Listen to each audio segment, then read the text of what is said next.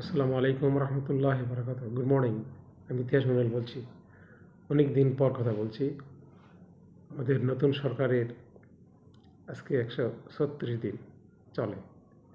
সরকার কিন্তু নতুন হয়ে পুরাতন হয়ে গেছে। পৃথিবী সৃষ্টি হওয়ার পর এত অযোগ্য, ব্যর্থ এবং অপদার্থ সরকার আর আসে নাই। এর অনেক কারণ আছে, সেটা পরে বিস্তারিত বলবো ইনশাআল্লাহ। এনারা সৎ লোক আছে, ঠিক আছে, ভালো আছে, অভিজ্ঞ আছে, সবই আছে, মুরব্বী আছে, সম্মানীয় আছে। কিন্তু যে সততা মানুষের ন্যায্য অধিকার প্রতিষ্ঠা করতে পারে না, হক আদায় ব্যর্থ, সে সততাকে প্রস্তাব করতে হবে। এখন সেই সময় এসে গেছে। আজকে ভিডিওতে আমি একটু ভালোভাবে কথা বলবো, নেক্সট ভিডিওতে আনসেন্সর কথা বলতে হবে। এটা এখন সীমে ছেড়ে গেছে এনাদের অযোগ্যতা এবং ব্যর্থতার পর্যায়ে। আজকে শুধু হিসাব নিকাশ নিয়ে আমি কথা বলতে চাচ্ছি। আমরা শুনলে আশ্চর্য, যেমন আজকে 136 দিনে আমাদের যে পকেট থেকে, জনগণের পকেট থেকে যে ক্ষতিটা হয়ে গেছে, সেটা প্রায় 44,000 কোটি টাকা।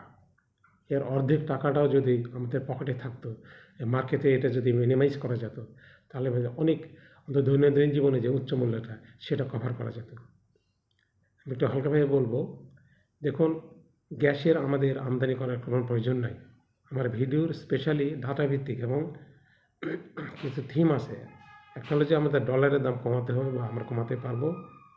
ইলেকট্রিসিটি, যেটা আমাদের পাওয়ার প্ল্যান্ট, যে প্রায় 28,000 30,000 মেগাওয়াট উৎপাদন করা হয়েছে, তার অর্ধেক দিয়ে, অর্থাৎ 60% বা 18,000 20,000 মেগা দিয়ে জিরো লোডশেডিং আনা যাবে। আমার ভিডিওর কিন্তু থিমগুলো নিয়ে গেলো ডাটা ভিত্তিক। অনেকে বলে যে ভাই কী বলেন, বুঝতে পারি না। আসলে একটু বোঝা কঠিন, উপরন্ত আমার বাচন ভঙ্গিটা অতটা ভালো না। আমি অডিয়েন্সকে আকৃষ্ট করতে পারি না, এবং কথা বলারও কিছুটা জড়তা আছে।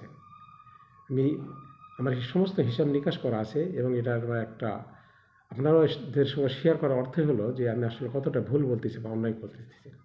গ্যাসে যেমন 110, প্রতিদিনের কথা বলছে, গ্যাসে প্রতিদিন 110 কোটি টাকা যার মতন আছে, প্লাস মাইনাস। পাওয়ারে আছে আপনার প্রায় 80 কোটি টাকা প্রতিদিন। চাইলে দেন হিসাবটা দেখেন, প্রতিদিন আমাদের 7 কোটি কেজি চাল লাগে। প্রতি কেজিতে বুঝতে পারতেছেন, আমি 5-7 টাকা ধরেছি, 7-7টা 49 কোটি, অর্থাৎ প্রতিদিন 50 কোটি টাকার মতো যায়। পোল্ট্রি থেকে এরকম 50 কোটি যায়। আর আমাদের যে নাহিদ মিয়া বসে আছে এই আইটি সেক্টর নিয়ে বা মোবাইল নিয়ে, হ্যাঁ, ওনার তথ্য উপদেষ্টা নাকি, তো ওনার ওখান থেকে প্রতিদিন শুধু মোবাইল সেক্টর থেকে প্রতিদিন 30-35 কোটি টাকা যায়, এবং অ্যাভারেজ এটা আমাদের প্রায় 300 থেকে 320-30 কোটি টাকা, এবং মাসে 10,000 কোটি টাকা যায়। এই জিনিসটা প্রতিরোধ করার ক্ষমতা এনাদের নাই। তারপরে থাকতেছে আইন শৃঙ্খলা পরিস্থিতি। আমি হিসাব নিকাশ নিয়ে কথা বলতে হবে, একটা হিসাব আপনাদের এটা দিলাম, এবং কাইন্ডলি আপনারাও একটু চিন্তা ভাবনা করবেন বা শেয়ার করবেন। আর নেক্সট আছে, আমরা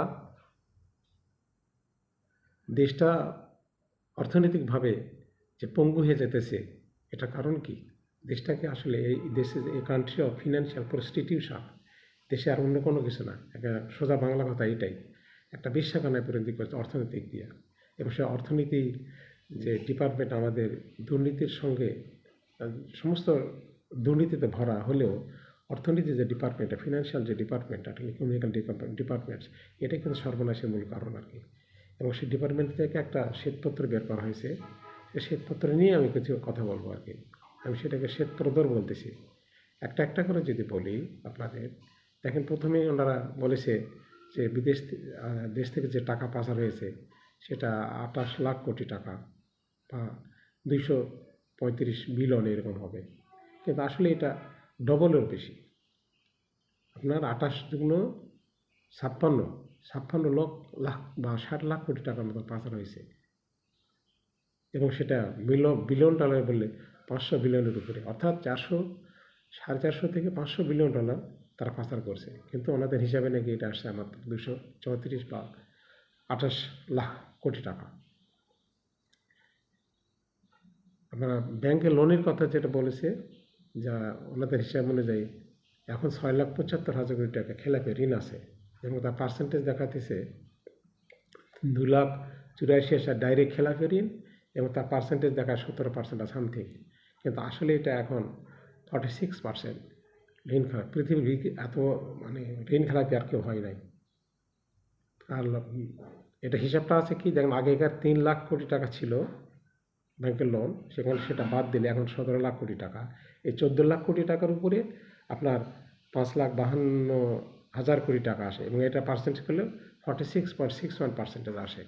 কিন্তু ওনাদের হিসাবে এটা বলে সালাউদ্দিন না, ইহসান মঞ্জুর বা সালাউদ্দিন সাহেব কে একজন বলছেন, সালাউদ্দিন সাহেব বোধহয়, যে এটা 30% আছে, সরি 70% থেকে 20 হয়, 25 হবে, 30% হবে, কিন্তু অলরেডি সেটা 46%। এই হলো পার্থক্য।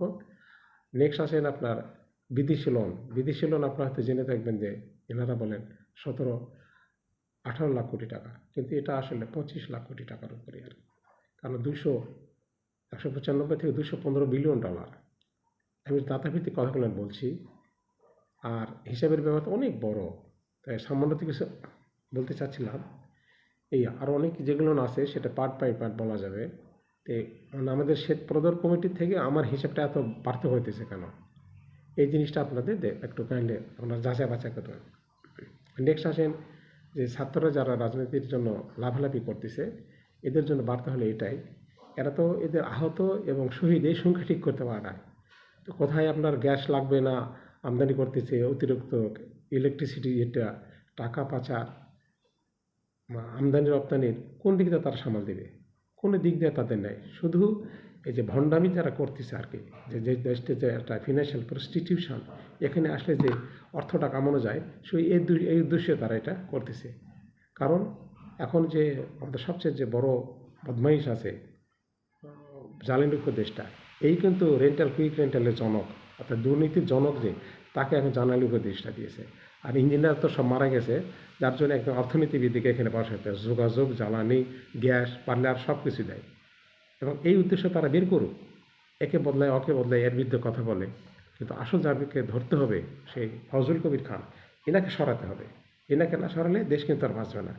আর আমি যত কথা বলবো ডাটা ভিত্তিক, এবং আমি যে কোনো চ্যালেঞ্জ দিতে রাজি আছি, এবং আপনাদের সঙ্গে সেটা শেয়ার করতেছি। আমি কতখানি ভুল বললাম বা বেঠিক বললাম, প্লিজ এ ব্যাপারে সবাই একটু সচেতন হবেন। আজকে এই পর্যন্ত রাখছি। আল্লাহ হাফেজ।